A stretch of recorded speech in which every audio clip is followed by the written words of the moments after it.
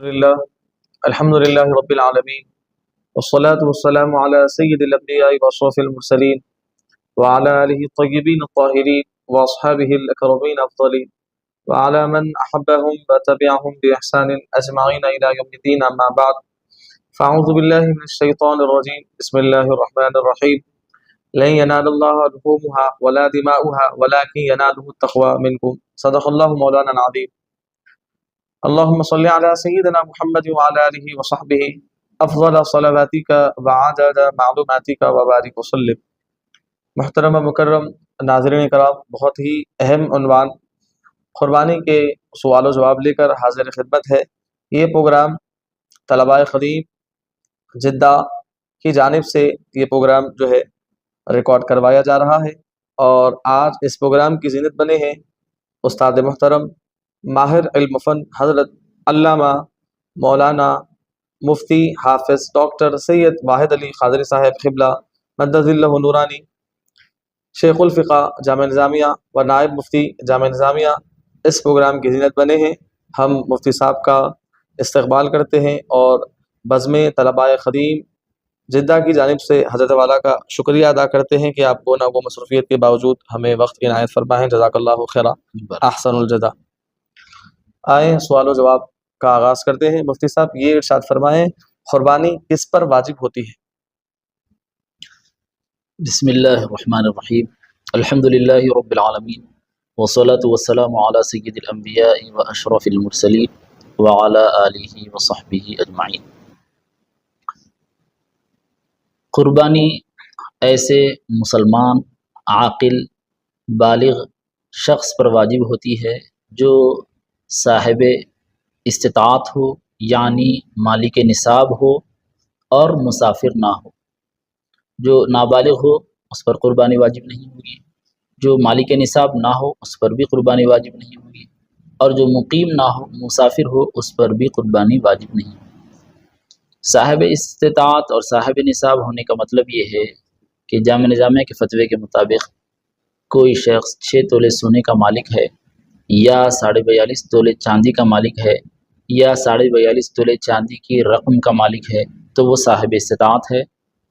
اور اگر کسی کے پاس 6 تولے سونا نہیں ہے، 42.5 تولے چاندی نہیں ہے، لیکن 42.5 تولے چاندی کی مالیت جتنی رقم ہے اس پر بھی قربانی واجب ہے. اسی طرح 42.5 تولے چاندی کی مالیت کے برابر سامان تجارت ہے تو اس پر بھی قربانی واجب ہے. اس کے ساتھ ساتھ ایک بات قربانی میں زکوٰۃ سے مختلف یہ ہوتی ہے کہ زکوٰۃ میں صرف ان 4 چیزوں کا شمار کیا جاتا ہے نصاب میں: سونا چاندی، مال تجارت اور کرنسیز. جبکہ قربانی واجب ہونے کے لیے ان 4 چیزوں کے علاوہ ضرورت سے زیادہ سامان بھی دیکھا جاتا ہے. اگر کسی آدمی کے پاس ضرورت سے زائد سامان ہو، نہ استعمال میں ہے نہ اس کو ضرورت ہے، ایسا سامان اگر ہے، جیسے کسی کے پاس 1 سے زائد موبائل رکھے ہوئے ہیں اور استعمال میں نہیں، 1-2-4 موبائل خالی گھر میں پڑے ہوئے ہیں، 2-4 کمپیوٹرز خالی گھر میں پڑے ہوئے ہیں، یا 1-2 بائکس خالی گھر میں رکھی ہوئی، 1-8 کار خالی گھر میں رکھی ہوئی، استعمال میں نہیں، استعمال میں ہے تو شمار نہیں کیا جائے گا. جو چیزیں بڑی بڑی چند چیزیں ہم ذکر کر رہے ہیں، اس کے علاوہ چھوٹی چیزیں ہوں یا بڑی چیزیں ہوں، گھر کی جو چیزیں ضرورت سے زیادہ خالی پڑی ہوئی ہیں ان کی مالیت کا بھی لحاظ رکھا جائے گا، ان کو شمار کیا جائے گا، اور ان کو شمار کر کے ان کی مالیت 42.5 تولے چاندی کی مالیت کو پہنچتی ہے تو بھی ایسے شخص پر زکوٰۃ واجب ہو جائے گی. اور اگر تھوڑا سا ایسا سامان ہے اور تھوڑی سی رقم ہے تو دونوں کو ملانے سے 42.5 تولے چاندی کی مالیت ہوتی ہے تو ایسے شخص پر بھی قربانی واجب ہو جاتی ہے. سبحان اللہ. ہم نے مفتی صاحب سے قربانی کس پر واجب ہوتی ہے اس کے متعلق سوال کا جواب سماعت فرمایا. آئے ہم اور ایک سوال کی جانب بڑھتے ہیں. مجھے اس سے ملتا جلتا سوال ہے، صاحب النصاب ہونے کا مطلب کیا ہے، اور اس دور کے حساب سے اس کی اندازہ کیسے لگائیں کہ وہ صاحب نصاب ہے؟ اب اس دور میں جیسے کہ سونا چاندی تجارت کا سامان اور کرنسی بتا دی گئی، اس کا لحاظ کیا جائے تو سونے کا نصاب تو زیادہ ہے، اور سونے کی قیمت، سونے کی مالیت زیادہ ہونے کی وجہ سے ہو سکتا ہے کہ کچھ لوگ اس میں شامل نہ ہو، لیکن چاندی کا جو نصاب ہے 42.5 تولے چاندی، یہ چاندی کا نصاب ہے، تو اس کی مالیت اگر کسی کے پاس موجود ہے، قرض سے فارغ ہے اور ضرورت سے زیادہ اتنا سامان ہے، یا کسی کو قرض دیا ہوا ہے اس کے پاس سے پیسے آنا ہے، اس کو بھی شامل کیا جائے گا۔ کسی کو قرض دیا ہوا ہے اس کے پاس سے پیسے آنا ہے، وہ بھی اسی کا مال ہے، اس کو بھی شامل کیا جائے گا۔ ضرورت سے زیادہ سامان ہے اس کو بھی شامل کیا جائے گا۔ اس طرح 42.5 تولے چاندی کسی کے پاس موجود ہے تو اس پر قربانی واجب ہو جاتی ہے، اور مال کی جتنی شکلیں ہیں اتنی تمام شکلوں میں آدمی کو دیکھ لینا چاہیے۔ جیسے کہ کسی کے پاس پی ایف اکاؤنٹ میں پیسے رکھے ہوئے ہیں، اور کسی کو قرض دیا ہوا ہے، اور کہیں انویسٹمنٹ کیا ہوا ہے، کہیں آن لائن کہیں آف لائن، جہاں جہاں اس کا پیسہ ہے جو اسی کا ہے، دوسرے کو قرض دیا ہوا ہے، امانت رکھایا ہوا ہے، بینک میں ہے، گھر میں ہے، فون پے کے اکاؤنٹ میں ہے، واٹس ایپ کے اکاؤنٹ میں ہے، جہاں جہاں ہے ان تمام کو شمار کر کے ٹوٹل دیکھا جائے گا کہ 42.5 تولے چاندی کی مالیت بنتی ہے نہیں۔ اگر بنتی ہے تو اس آدمی پر زکوٰۃ قربانی واجب ہو جاتی ہے، اور اگر 42.5 تولے چاندی کی مالیت نہیں بنتی تو اس پر قربانی واجب نہیں ہوگی، اور ضرورت سے زیادہ سامان بھی اس میں انکلوڈ ہوگا۔ سبحان اللہ۔ آئیں اس کے بعد ہم اور ایک سوال کی جانب بڑھتے ہیں۔ مفتی صاحب یہ ارشاد فرمائیں، کیا اس مہنگائی کے دور میں کے باوجود قربانی واجب رہی؟ مہنگائی کا جس طرح لحاظ رکھا جا رہا ہے اسی طرح مہنگائی کے ساتھ ساتھ اس نصاب کا لحاظ رکھا جائے گا۔ ظاہر ہے ہر چیز مہنگی ہو رہی ہے تو سونا چاندی بھی تو مہنگا ہو گیا۔ پہلے 42.5 تولے چاندی کی جو مالیت ہوتی تھی، آج سے 2 سال پہلے 40-42 ہزار روپے مالیت ہوتی تھی جی، اور اس سے ایک 8 سال پیچھے چلے جائیں گے آپ تو 25,000 کے اندر 42.5 تولے چاندی کی مالیت ہو جاتی تھی۔ جی، اب مہنگائی ہو گئی تو وہ 20-25 ہزار سے آگے بڑھ کر 42 ہزار روپے، 40-42 ہزار ہوئے، 40-42 سے بڑھ کر اب 1.25 لاکھ تک پہنچ گئی۔ اب کرنٹلی دیکھیں گے تو اور کچھ کمی بیشی کچھ ہو سکتی ہے۔ جی، تو جیسا جیسا مہنگائی بڑھ رہی ہے، سونے چاندی کی مالیت میں اضافہ ہونے کی وجہ سے، خاص طور پر جی، چاندی کی مالیت میں اضافہ ہونے کی وجہ سے وہاں پر بھی جو ڈیڈ لائن ہے وہ بڑھ رہی ہے۔ جی بالکل۔ کسی کے پاس 25,000 ہو تو زکوٰۃ قربانی واجب تھی، اس کے بعد 40-42 ہزار روپے ہو تو قربانی واجب تھی، اب 1 لاکھ بھی ہے کسی کے پاس تو اس پر قربانی واجب نہیں ہے، جی، بلکہ 42.5 تولے چاندی کی مالیت اس کے پاس ہو تبھی قربانی واجب۔ تو جیسے جیسے مہنگائی بڑھ رہی ہے سونے چاندی کی مالیت میں بھی اضافہ ہو رہا ہے، لہذا معیار ہمارے پاس مہنگائی نہیں، بالکل شریعت میں معیار ہے سونا، جو نبی کریم صلی اللہ علیہ وسلم نے سونے کا جو نصاب مقرر فرمایا، چاندی کا جو نصاب حضور نے مقرر فرمایا وہی ہمارے پاس معیار ہے، اسی کے مطابق ہم کوئی آدمی صاحب نصاب ہے یا نہیں اس کو اس معیار پر پرکھیں گے۔ سبحان اللہ۔ آئیں اس کے بعد ہم اور ایک سوال کی جانب پڑھتے ہیں۔ مفتی صاحب یہ ارشاد فرمائیں، کیا عورتوں پر بھی قربانی واجب ہوتی ہے؟ جی، جس طرح مردوں پر قربانی واجب ہوتی ہے جن شرائط کے ساتھ، انہی شرائط کے ساتھ عورتوں پر بھی قربانی واجب ہوتی ہے۔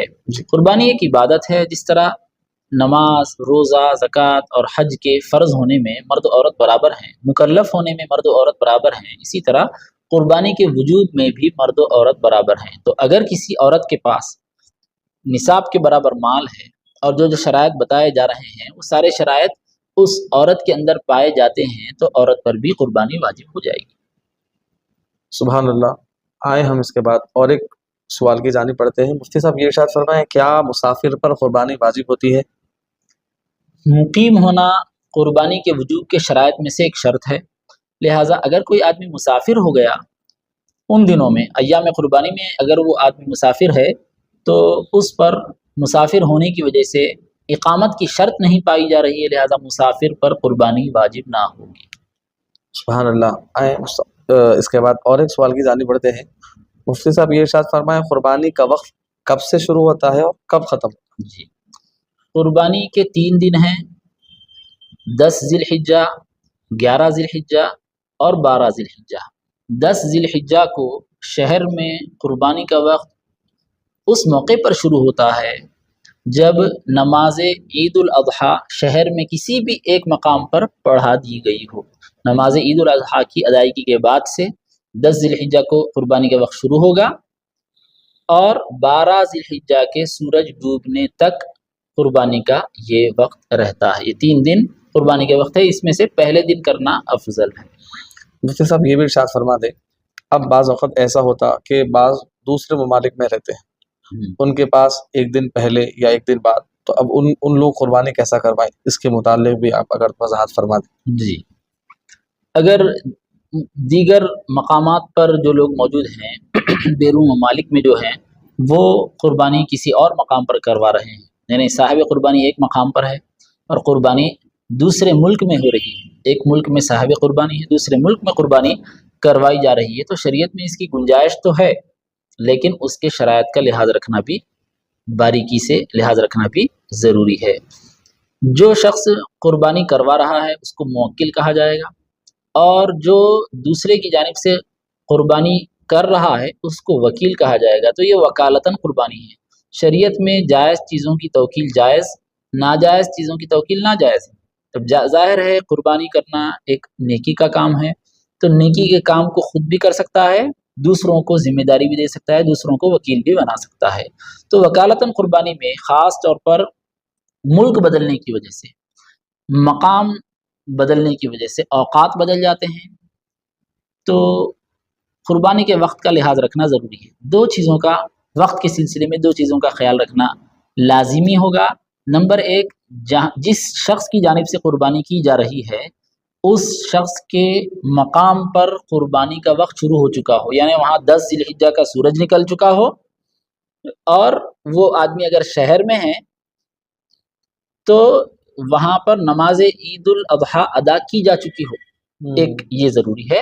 دوسرا، قربانی کا وقت وہاں پر باقی ہو، جس کی جانب سے قربانی ہو رہی ہے، یعنی صاحب قربانی کے ملک میں، صاحب قربانی کے شہر میں نماز عید الاضحیٰ ادا کی جا چکی ہو، یہ آغاز کا، اور 12 ذی الحجہ کا سورج نہ ڈوبا ہو، یہ ضروری ہے۔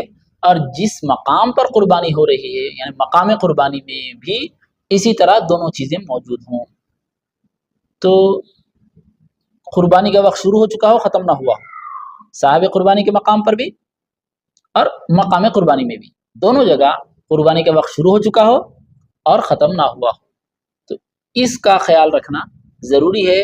اگر کسی کی جانب سے قربانی کر رہے ہیں، اس کے مقام پر قربانی کا وقت شروع نہیں ہوا اور یہاں قربانی کر دے رہے تو قربانی جائز نہیں ہوگی، کیونکہ اس پر واجب ہی نہیں ہوئی۔ جب وقت شروع ہوگا تو اس پر قربانی لازم ہوتی ہے، اس کی جانب سے قربانی کر رہے ہیں جس پر قربانی ابھی واجب نہیں ہوئی، لہٰذا یہ جائز نہیں ہوگا۔ اسی طرح وہاں پر قربانی کا وقت ختم ہو گیا اور یہاں پر قربانی کا وقت باقی ہے، قربانی کر رہے ہیں، تو بھی درست نہیں ہوگا۔ کیوں؟ اس لیے کہ وہاں پر جب اس کی قربانی کا وقت ختم ہو گیا تو قربانی کا وقت اس کے پاس ختم ہوتے ہی اس کا حکم بدل گیا کہ اب اس کو قربانی کا جانور ذبح کرنا نہیں ہے، ایام قربانی اس کے پاس گزر چکے، 12 کا سورج ڈوب گیا، تو اب اس کے لیے حکم قربانی کرنا نہیں ہے، بلکہ اس کے لیے حکم یہ ہے کہ اگر جانور خرید لیا تھا تو جانور صدقہ کر دے، جانور نہیں خریدا تھا تو پھر وہ جانور کی قیمت صدقہ کر دے، یہ اس پر واجب ہے، واجب اس کا وقت کے حساب سے بدل رہا ہے۔ تو یہ باریکیوں کا خیال رکھتے ہوئے وکالتاً قربانی ایک ملک کے باشندے کی قربانی دوسرے ملک میں کرنے کی گنجائش رہے گی۔ سبحان اللہ، بہت ہی اہم سوال کا جواب ہم نے سماعت فرمایا۔ آئے ہم اور ایک سوال کی جانب بڑھتے ہیں۔ مفتی صاحب یہ ارشاد فرمائیں کہ قربانی کا اصل مقصد کیا ہے؟ قربانی کا مقصد اللہ کے حکم کی تعمیل، نبی کریم صلی اللہ علیہ وسلم کی سنت کی پیروی ہے، اور مسلمانوں کے اندر ایک اللہ کی اطاعت اور فرمانبرداری کے جذبے کی تجدید کرنا ہے، یعنی اس بات کو پھر سے زندہ کرنا ہے کہ ہم اللہ اور اس کے رسول صلی اللہ علیہ وسلم کے تابع دار ہیں، اس کے فرمانبردار ہیں۔ اسی وجہ سے پیسہ دے کر جس جانور کو خریدے ہیں ہم اللہ کے لیے قربان کرنے کے لیے تیار ہیں۔ اسی طرح ہم اپنی صلاحیتوں کو، اپنے اوقات کو اور اپنی ہر عزیز ترین چیز کو اللہ کے لیے قربان کرنے کے لیے تیار ہیں۔ اس عہد کی تجدید کی جاتی ہے قربانی کے عمل کے ذریعے۔ سبحان اللہ، ماشاء اللہ، اس کے بعد اور ایک سوال کی جانب بڑھتے ہیں، مفتی صاحب یہ ارشاد فرمائیں کہ کیا قرضہ لے کر قربانی کرنا صحیح ہے؟ اس کے لیے قرضہ لے کر اگر قربانی کر رہے ہیں تو قربانی بالکل ہو تو جاتی ہے، قرض کی ادائیگی لازم رہے گی۔ اب قرض لے کر قربانی کرنے میں دو باتیں ہیں، ایک یہ ہے کہ جائز طریقے سے قرضہ لے رہے ہیں یعنی قرض حسنہ لے رہے ہیں جی یا سودی قرض لے رہے ہیں، تو اللہ ظاہر ہے اگر قرض حسنہ لے رہے ہیں تو جائز ہے، قرض حسنہ لینے کی شریعت میں گنجائش ہے۔ جی اور اگر سودی قرض لے رہے ہیں تو یہ سودی قرض لینا جائز نہیں ہے، قربانی کا عمل اپنی جگہ درست ہوگا۔ اور اگر واجب قربانی ہے تو قرض لے کر کریں گے یا کسی بھی طریقے سے کریں گے، واجب قربانی تو واجب ہی ہے، لازم ہی ہے، کرنا ہے۔ اگر جی قربانی واجب نہیں ہے اور قرض کی ادائیگی میں دشواری بھی ہو رہی ہے تو غیر ضروری اپنے آپ کو مشقت میں نہ ڈالیں۔ اگر قرض کی ادائیگی کا انتظام ہے یا آگے مستقبل میں قرض کی ادائیگی کا انتظام کر سکتا ہے تو پھر قرض لے کر نفل قربانی کی جا سکتی ہے۔ سبحان اللہ۔ اس کے بعد ہم اور ایک سوال کی جانب بڑھتے ہیں، مفتی صاحب یہ ارشاد فرمائیں، آج کل یہ بھی سوال ہوتا ہے کہ بھئی قربانی کیوں کریں، کوئی قربانی کے پیسوں سے کسی غریب کی بھی جو ہے مدد کی جا سکتی، اس کے بارے میں آپ کیا ارشاد فرماتے ہیں؟ غریب کی مدد تو سال بھر کی جا سکتی ہے، جیسے کہ 9 ذی الحجہ کو قربانی کا موقع نہیں ہے، جی غریب کی مدد کی جا سکتی ہے۔ بالکل 13 ذی الحجہ کو قربانی کا موقع نہیں ہے، غریب کی مدد کی جا سکتی ہے۔ بالکل اب 9 ذی الحجہ سے پہلے سے آپ ریورس جائیے 13 ذی الحجہ تک، جی یا 13 ذی الحجہ سے آگے بڑھتے جائیے 9 ذی الحجہ تک، تو یہ سال بھر کے پورے 3 دن کو چھوڑ کر، ایام قربانی 3 دن ہیں، بالکل ان 3 دن کو چھوڑ کر باقی تمام دنوں میں غریب کی مدد کی جا سکتی ہے۔ بالکل بیواؤں کی مدد کرنا، یتیموں کا خیال رکھنا، غریب بچیوں کی شادی کرنا، اور جو جو ذہن میں جی لوگوں کے ہیں ان تمام کاموں کو، ان اچھے اچھے کاموں کو صدقہ و خیرات کے ذریعے، عطیات کے ذریعے انجام دیا جا سکتا ہے۔ بالکل اب ایام قربانی میں بھی یہ کام کیے جا سکتے ہیں، لیکن قربانی کو روک کر نہیں، بالکل قربانی انجام دیتے ہوئے۔ اور مسلمان یہ کام کیوں کر رہا ہے؟ غریب کو خوش کرنا ہے، اللہ کو خوش کرنا ہے۔ اللہ کو خوش کرنا، مسلمان کا مقصد اللہ کو خوش کرنا ہے، اور بندے کی مدد کرنے کی وجہ سے، مخلوق پر رحم کرنے کی وجہ سے اللہ تعالیٰ خالق خوش ہوتا ہے، بالکل یہ مسلمان کا مقصد ہے۔ بالکل تو جب اللہ کو راضی کرنا مقصد ہے، غریب کی مدد کے ذریعے اللہ ہی کو راضی کرنا ہے، اللہ ہی کو خوش کرنا ہے، تو اللہ تعالیٰ ان 3 دنوں میں غریب کی مدد کرنے سے منع نہیں فرما رہا ہے، لیکن اللہ تعالیٰ نے قربانی کو اپنی خوشی کا ذریعہ بنایا ہے۔ حضور اکرم صلی اللہ علیہ وسلم نے یہ ارشاد فرمایا کہ قربانی کے دنوں میں جانور کے خون کو اللہ کے لیے بہانے سے زیادہ پسندیدہ کوئی عمل اللہ تعالیٰ کے پاس نہیں ہے۔ سبحان تو اللہ کے پاس سب سے پسندیدہ عمل احراق الدم، جانور کے خون کو بہانا ہے، یعنی جانور کی قربانی کرنا ہے، یہ اللہ کے پاس پسندیدہ ہے۔ تو اللہ کو راضی کرنے کے لیے، اللہ کو خوش کرنے کے لیے مسلمان قربانی کرتے ہیں۔ اس کے علاوہ اور دوسرے تبرعات ہیں، دوسرے صدقہ اور خیرات ہیں، اور دوسرے چیریٹی کے کام ہیں، تو شریعت اس سے منع نہیں کر رہی ہے۔ قربانی کے دنوں میں بھی یہ کام کیے جا سکتے ہیں، لیکن قربانی کے عمل کو روک کر نہیں۔ قربانی واجب قربانی ہے تو لازمی طور پر واجب قربانی کی جائے گی، اگر واجب نہیں ہے تو نفل قربانی بھی بڑی سعادت مندی کی بات ہے، بڑی خوش نصیبی کی بات ہے۔ تو قربانیوں کے یہ 3 ہی تو دن ہیں، ان 3 دن میں قربانی کی جائے گی، پھر باقی اور دنوں میں یا واجب قربانی یا نفل قربانی کی سعادت حاصل کرتے ہوئے دوسرے چیریٹی کے کام کیے جا سکتے ہیں۔ سبحان اللہ۔ آئے ہم اس کے بعد اور ایک سوال کی جانب بڑھتے ہیں، مفتی صاحب یہ ارشاد فرمائیں، کیا مہنگی قربانی کرنا زیادہ سبب ہے؟ قربانی کے جانور میں یہ ہے کہ غیر ضروری اور فخریہ مہنگے سے مہنگا جانور لینا، اور میں اتنے لاکھ کا لایا تم کتنے لاکھ کا لائے، یہ تصور بالکل درست نہیں ہے۔ اس میں یہ فخر و مباحات کی قبیل سے ہے، اور شریعت تکبر کو، آپسی فخر و مباحات کو پسند نہیں کرتی۔ قربانی کا عمل خالص اللہ کے لیے ہے، لہٰذا اس میں اخلاص ہو، للہیت ہو، اور تکبر، دکھاوا، نمائش سے اس کو دور رکھنا چاہیے۔ لہٰذا ان تمام چیزوں سے پرہیز کرتے ہوئے قربانی کی جائے، اور اگر جانور کم داموں میں نہیں مل رہا ہے، مہنگا ہے، تو مہنگا جانور لیا جا سکتا ہے۔ کوشش کی جائے اس بات کی کہ بہتر سے بہتر جانور قربانی کے جو شرائط ہیں ان شرائط کے مطابق ہو، موٹا فربا صحیح و سالم جانور ہو۔ سبحان اللہ۔ آئے ہم اس کے بعد اور ایک سوال کی جانب بڑھتے ہیں۔ مفتی صاحب یہ ارشاد فرمائیں، ایک گائے میں کتنے لوگ شریک ہو سکتے ہیں؟ ایک بڑے جانور میں 7 افراد تک شریک ہو سکتے ہیں، 7 افراد کی گنجائش ہے۔ اس سلسلے میں حضور اکرم صلی اللہ علیہ وسلم نے ارشاد فرمایا، البقرۃ عن 7 والجزور عن 7، کہ اونٹ اور دیگر بڑے جانور 7 افراد کی جانب سے ہو سکتے ہیں۔ تو 7 افراد کی گنجائش ہے، اگر 7 افراد ہو رہے ہیں تو ٹھیک ہے، ورنہ 6 افراد یا 5 افراد 7 کے اندر یا زیادہ سے زیادہ 7، علی الاکثر 7 ہے، 7 سے کم ہو تو بھی کوئی ممانعت والی بات نہیں ہے، بلکہ اس میں گنجائش ہے۔ سبحان اللہ۔ مفتی صاحب اس کے ساتھ اور ایک سوال یہ بھی ہے کہ کیا تمام شرکاء کی نیت قربانی کی ہونا ضروری ہے؟ مشترکہ قربانی بڑی نزاکت والا عمل ہے، اس میں بہت ساری چیزوں کا خیال رکھنا ضروری ہوتا ہے۔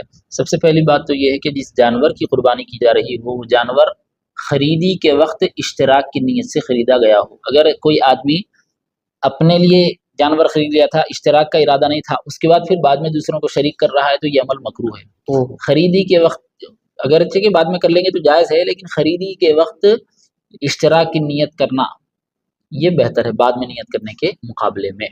دوسری بات یہ ہے کہ جتنے لوگ شریک ہو رہے ہیں وہ سارے کے سارے برابر قیمت دیں، کسی کی قیمت کم، کسی کی قیمت زیادہ، کوئی کم قیمت ادا کر رہا ہے، کوئی زیادہ قیمت ادا کر رہا ہے، کوئی 5,000 دے دیا اپنے حصے کے، دوسرا 4,500 دیا، کوئی 5.5 دے دیا، تو ایسا کمی بیشی کر دیں گے تو قربانی ناجائز ہو جائے گی۔ تمام حصوں کی قیمت برابر ہونا چاہیے اور تمام کے درمیان گوشت بھی برابر تقسیم کیا جائے، گوشت کو تول کر برابر 7 حصوں میں تقسیم کر دیا جائے، اور اگر سرے پائے شامل کر رہے ہیں تو ایسی صورت میں اندازے سے بھی دینے کی گنجائش ہے۔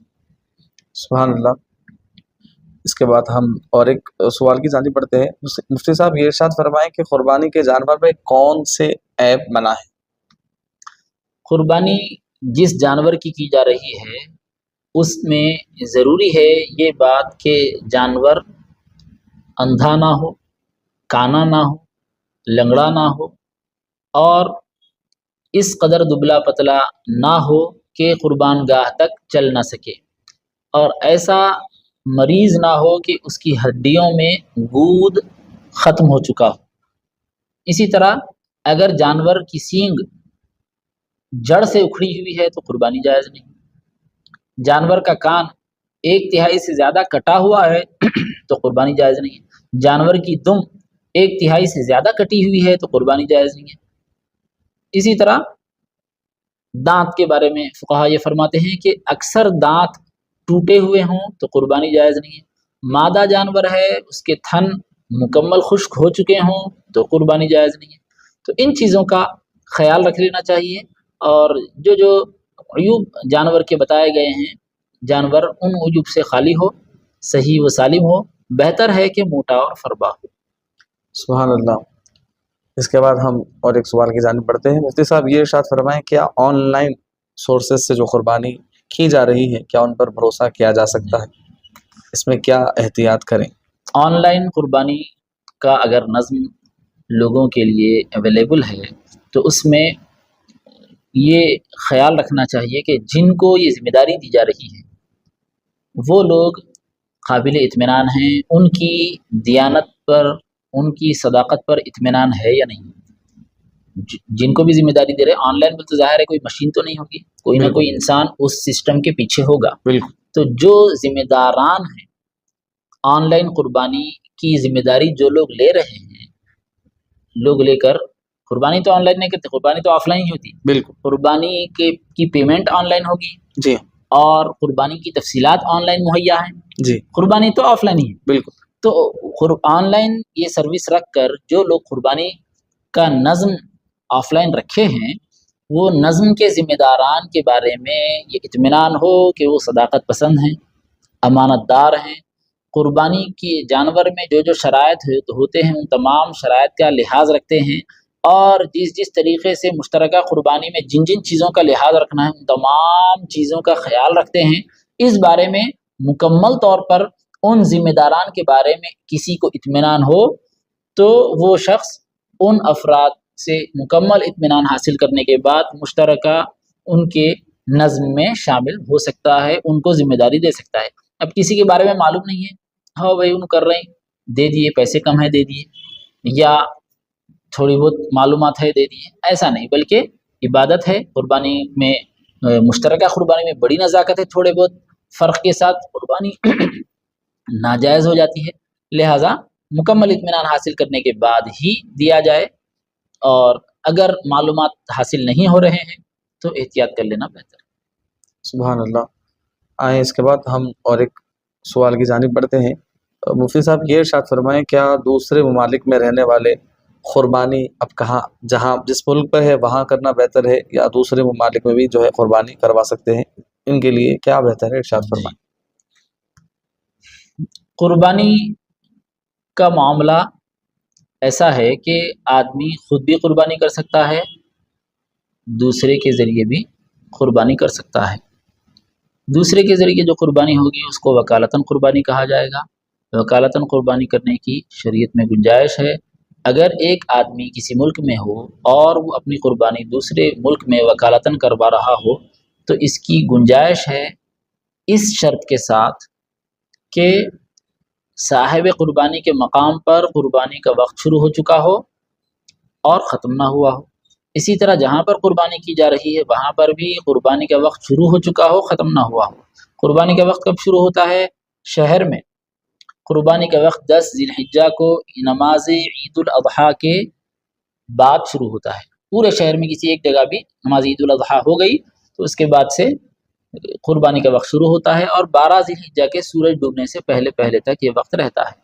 تو صاحب قربانی کے مقام پر اور مقام قربانی پر، قربانی جہاں کی جا رہی ہے اس مقام پر، دونوں مقام پر قربانی کا وقت شروع بھی ہو چکا ہو، ختم بھی نہ ہوا ہو، ان دونوں چیزوں کا خیال رکھا جائے گا۔ ان دونوں چیزوں کے خیال کے ساتھ وکالتاً قربانی کروائی جا سکتی ہے۔ اگر جہاں قربانی کروائی جا رہی ہے وہاں وقت شروع نہیں ہوا، مقام میں صاحب قربانی کی جگہ وقت شروع ہو گیا، قربانی جائز نہیں ہوگی اس کی جانب سے۔ اسی طرح اگر صاحب قربانی کے پاس وقت شروع نہیں ہوا، مقام قربانی میں وقت شروع ہو گیا تو بھی اس کی جانب سے قربانی جائز نہیں ہوگی۔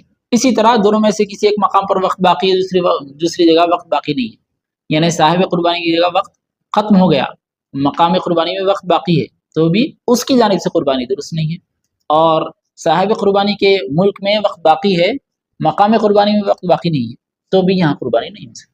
لہٰذا مختصر بات یہ ہوئی کہ صاحب قربانی کا مقام اور قربانی کرنے کا مقام دونوں جگہ قربانی کا وقت شروع بھی ہو چکا ہو، یعنی 10 ذی الحجہ کی نماز عید الاضحیٰ ہو چکی ہو، 10 ذی الحجہ کے دن عید الاضحیٰ کی نماز ہو چکی ہو، اور 12 ذی الحجہ کا سورج نہ ڈوبا ہو، دونوں جگہ ایسی صورت میں اس تفصیل کے ساتھ وکالتاً قربانی جائز ہوگی۔ سبحان اللہ، ماشاء اللہ، بہت ہی اہم سوال کا جواب مفتی صاحب نے بڑے ہی آسان انداز میں ہمیں جو ہے سمجھایا۔ اس کے بعد ہم اور ایک سوال کی جانب بڑھتے ہیں۔ مفتی صاحب، آج کل یہ بھی دیکھنے میں آ رہا سوشل میڈیا پر جو ہے اپنے قربانی کے جانور وغیرہ دکھانا کہ کہاں تک درست ہے، اس کے بارے میں آپ کیا ارشاد فرمائیں؟ قربانی اللہ کے لیے کی جاتی ہے، کسی کو دکھانے بتانے کے لیے نہیں، فخر و مباحات کے لیے نہیں، یا متکبرانہ انداز اختیار کرنے کے لیے، نمائش کے لیے نہیں، اللہ کے لیے قربانی کی جاتی ہے تو اللہ ہی کے لیے قربانی کی جانی چاہیے۔ اس کو سوشل میڈیا پر اس کی نمائش کرنا، سوشل میڈیا پر اس کی تشہیر کرنا، یہ کوئی اچھا عمل نہیں ہے، یہ نامناسب ہے۔ اس سے مسلمانوں کو احتیاط اور پرہیز کرنا چاہیے۔ کوشش اس بات کی کرنی چاہیے کہ ہمارے عمل سے اللہ تعالی راضی اور خوش ہو جائے، دوسروں کو معلوم ہو یا نہ ہو، کوئی اگر دیکھ رہا ہے ہمارے عمل سے، کوئی اگر علم اس کو اطلاع ہو رہی ہے، علم حاصل ہو رہا ہے تو الگ بات ہے۔ ہم اپنی جانب سے نمائش، اپنی جانب سے दिखावे जैसा कोई काम ना करें। सुभान अल्लाह। मुफ्ती साहब ने सोशल मीडिया पर जो कुर्बानी के जानवर दिखाते हैं उसके मुतालिक इरशाद फरमाया। आए इसके बाद हम और एक सवाल की जानिब बढ़ते हैं। मुफ्ती साहब ये इरशाद फरमाएं, क्या कुर्बानी का पूरा गोश्त घर वाले रख सकते हैं या पूरा तकसीम करें? इसके मुतालिक क्या फरमाते हैं आप? कुर्बानी के गोश्त के सिलसिले में 3 हिस्से करना मुस्तहब है। एक हिस्सा गरीबों, यतीमों, ज़रूरतमंदों के लिए, दूसरा हिस्सा रिश्तेदारों, दोस्त अहबाब के लिए, तीसरा हिस्सा अपने और घर वालों के लिए। इस तरह तकसीम करना बेहतर और मुस्तहब है। अब अगर कोई आदमी पूरे का पूरा गोश्त अगर सिर्फ गरीबों में दे रहा है या सिर्फ रिश्तेदारों में दे रहा है या सिर्फ अपने घर वालों के लिए रख रहा है तो इसकी शरीयत में गुंजाइश है। सुभान अल्लाह। इसके बाद हम और एक सवाल की जानिब बढ़ते हैं। मुफ्ती साहब ये इरशाद फरमाएं, क्या मरहुमीन की तरफ से कुर्बानी की जा सकती है? इसके जी। साथ और एक मैं सवाल भी ऐड कर दूं, ये भी सुनने और देखने में आ रहा कि बाज़ कहने वालों की जानिब से ये हो रहा कि अगर मरहुमीन की जानिब से कुर्बानी की जा रही है तो वो गोश्त नहीं खा सकते, पूरा का पूरा गोश्त जो है तकसीम करना पड़ा। जी। ऐसा भी जो इरशाद फरमाएं, इसके मुतालिक आप क्या इरशाद फरमाते हैं? मरहूमिन की जानिब से जो कुर्बानी की जाती है उसकी 2 सूरतें होंगी। जी एक ये कि मरहूम ने अपनी वफ़ात से पहले वसीयत की थी कि मेरे माल से मेरी जानिब से कुर्बानी करना। जी अगर मरहूम ने ये वसीयत की थी तो फिर मरहूम के माल से कुर्बानी करना वाजिब है और ये कुर्बानी वाजिब है। जी मरहूम के माल से करना वाजिब है, उसके मतरूके से करना 1 तिहाई के अंदर। और दूसरी बात यह है कि पूरे का पूरा गोश्त सब का सब सदका करना लाजिम है। और अगर मरहूम की जानिब से कोई वसीयत नहीं थी और उसका कोई वारिस, उसका कोई रिश्तेदार, उसका कोई जानने वाला उसकी जानिब से मरहूम शख्स की जानिब से कुर्बानी कर रहा है, पैसा इसी का है और कुर्बानी उसकी जानिब से कर रहा है, तो ये जायज़ है। और उसके गोश्त का हुक्म ये है कि वो जैसा अपने गोश्त की को इस्तेमाल कर सकता है, उस मरहूम की जानिब से किए जाने वाली कुर्बानी के गोश्त को भी इस्तेमाल कर सकता है। सुभान अल्लाह। इसके बाद हम और एक सवाल की जानिब बढ़ते हैं। मुफ्ती साहब ये इरशाद फरमाएं, क्या जानवर का खुद ज़िबा करना ज़रूरी है जो कुर्बानी कर? साहिब कुर्बानी अगर खुद जानवर को ज़बह कर सकता है, करने के अमल को जानता है और वहाँ मौजूद है, खुद अच्छी तरह ज़बह करने के अमल को समझता है तो वो खुद करे, ये बेहतर और मुस्तहब है। और अगर नहीं कर सकता, जैसे ख़वातीन हैं, ख़वातीन के लिए भी यही है कि वो अगर कर सकती तो वो खुद करेंगी। उमूमन ख़वातीन थोड़ा सा डरती हैं और हिम्मत नहीं कर पाती, तो दूसरे लोग उनकी जानिब से कर सकते हैं। मुख्तसर बात यही है कि अगर खुद साहिब कुर्बानी ज़बह कर सकता है तो कुर्बानी करेगा, जानवर को ज़बह करेगा। अगर नहीं कर सकता तो कम अज़ कम उस मकाम पर मौजूद रहेगा और किसी को उसका वकील बना देगा और वो आदमी उसकी जानिब से ज़बह करेगा। सुभान अल्लाह। इसके बाद हम और एक सवाल की जानिब बढ़ते हैं। मुफ्ती साहब ये इरशाद फरमाएं कि कुर्बानी की खाल बेच सकते हैं, उसके बारे में क्या हो? कुर्बानी की खाल को अगर साहिब कुर्बानी खुद इस्तेमाल कर रहा है, जैसे कि उसकी जानमाज़ बना रहा है या कोई और चीज़ बनाकर उसको इस्तेमाल कर रहा है तो जायज़ है। और उमूमन लोग ज़ाहिर है इस्तेमाल तो नहीं करते, तो अगर उसको किसी चीज़ से बदल रहा है, किसी ऐसी चीज़ से बदल रहा है जो कायम रहने वाली है तो भी वो बदल सकता है। जैसे कि लोटा है, वो कुर्बानी का चमड़ा देकर लोटा ले लिए तो लोटा इस्तेमाल करे तो कायम रहने वाला है, या कोई ऐसी चीज़ जो कायम रहने वाली ले सकता। लेकिन कोई ऐसी चीज़ उसके बदले में ले रहा है जो खुद से इस्तेमाल में नहीं आती बल्कि उसको खर्च करना पड़ता है, तो उसको सदका करना वाजिब रहेगा। जैसे कुर्बानी का चमड़ा दिए, पैसे लिए, तो ज़ाहिर है पैसों को इस्तेमाल करने के लिए खर्च करना पड़ेगा, देना पड़ेगा। ज़ाहिर है पैसे को तो खा नहीं सकते, उसको खर्च करना पड़ेगा। तो ऐसी खर्च की जाने वाली कोई चीज़ है जो इस्तेमाल से ख़त्म हो जाती है, ऐसी चीज़ से कुर्बानी का जानवर कुर्बानी का चिर्म बदला जा रहा है तो उस चीज़ को सदका करना वाजिब होगा। लिहाजा मुख्तसरन बात यह है कि कुर्बानी का चिर्म देकर अगर पैसे वसूल किए जा रहे हैं, उमूमन ऐसे ही होता है, तो उस पैसों को सदका करना लाजिम होगा। सुभान अल्लाह। इसके बाद हम और एक सवाल की जानिब बढ़ते हैं। मुफ्ती साहब ये इरशाद फरमाएं कि क्या मशीन से قربانی کرنا یا کروانا، اس کے بارے میں کیا حکم ہے؟ مشین کے ذریعے جانور کو ذبح کرنا جائز نہیں ہے، اس کی وجہ سے جانور حلال نہیں ہوتا۔ آدمی کا موجود رہنا اور آدمی کا اپنے ہاتھ سے بسم اللہ واللہ اکبر کہتے ہوئے ذبح کرنا ضروری ہے۔ مشینی ذبیحے میں چونکہ عمل پورا مشینی عمل ہوتا ہے اور آدمی کا اس میں عمل دخل نہیں کے برابر ہوتا ہے، اور ہوتا بھی ہے تو راست آدمی کے عمل سے وہ جانور ذبح نہیں ہوتا، اس وجہ سے مشینی ذبیحے کو علماء اکرام نے حرام قرار دیا ہے۔ لہٰذا مشینی ذبیحے سے احتیاط اور پرہیز کرنا چاہیے، اور عملی طور پر آدمی بسم اللہ واللہ اکبر کہتے ہوئے اپنے ہاتھ سے جانور کو ذبح کرے۔ سبحان اللہ۔ اس کے بعد ہم اور ایک سوال کی جانب بڑھتے ہیں۔ مفتی صاحب یہ ارشاد فرمائیں، کسی NGO یا کسی تنظیم کے تحت قربانی کروا کر پھر اس کے گوشت اسی میں جو ہے تقسیم کروانے کا کیا حکم ہوگا؟ کیا اس کی اجازت ملتی ہے؟ ارشاد فرمائیں۔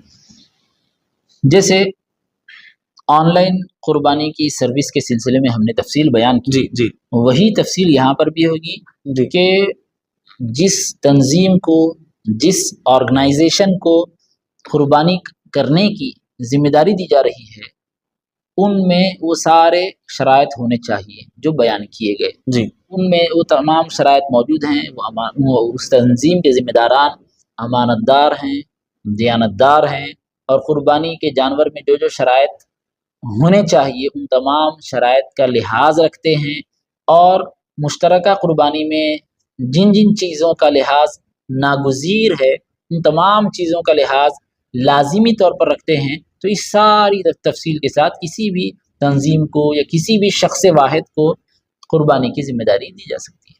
سبحان اللہ، ماشاء اللہ۔ مفتی صاحب نے بہت ہی اہم سوال کا جواب ارشاد فرمایا۔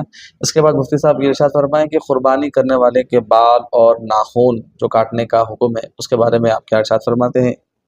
اور اسی کے ساتھ اگر کسی کی قربانی چھوٹ جائے تو پھر وہ اس کا کفارہ کیا ادا کرے، یہ بھی ارشاد فرمائیں۔ اگر کوئی آدمی قربانی کرنے کا ارادہ رکھتا ہے تو ایسے شخص کے لیے نبی کریم صلی اللہ علیہ وسلم نے ارشاد فرمایا کہ ذی الحجہ کا چاند نظر آنے کے بعد سے قربانی کرنے تک وہ ناخن بال نکالنے سے پرہیز کرے۔ یہ حکم استحبابی درجے کا ہے۔ اگر کوئی آدمی اس کا لحاظ رکھتا ہے تو اس کو ثواب ملے گا، اگر کوئی ناخن بال اس دوران کٹ کر لیتا ہے تو مستحب عمل پر عمل نہ کرنے کی وجہ سے مستحب عمل کا ثواب نہیں ملے گا۔ قربانی کا عمل الگ ہے، قربانی کا ثواب بھی اس سے بالکل مختلف رہے گا۔ سبحان اللہ۔ دوسرا آپ نے کیا ذکر کیا؟ اگر قربانی ادا کرنا تھا، قربانی ادا نہیں کی تو پھر اس کا کیا کفارہ؟ اگر قربانی آدمی پر واجب تھی، یعنی صاحب استطاعت ہے، مالدار ہے، اور قربانی واجب ہونے کے جو جو شرائط ہیں تمام شرائط آدمی کے اندر پائے جا رہے ہیں، اور 12 ذی الحجہ کا سورج غروب ہونے تک بھی اس نے قربانی نہیں کی، تو دو صورتیں ہیں، یا تو اس نے قربانی کے جانور خرید لیا تھا ہوگا یا نہیں خریدا تھا ہوگا۔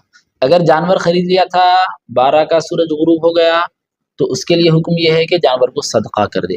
اگر جانور خریدا ہی نہیں تھا، غفلت میں 3 دن گزر گئے، تو ایسے شخص کے لیے حکم یہ ہے کہ وہ ایک جانور کی یعنی ایک بکری کی قیمت اللہ کی راہ میں صدقہ کر دے۔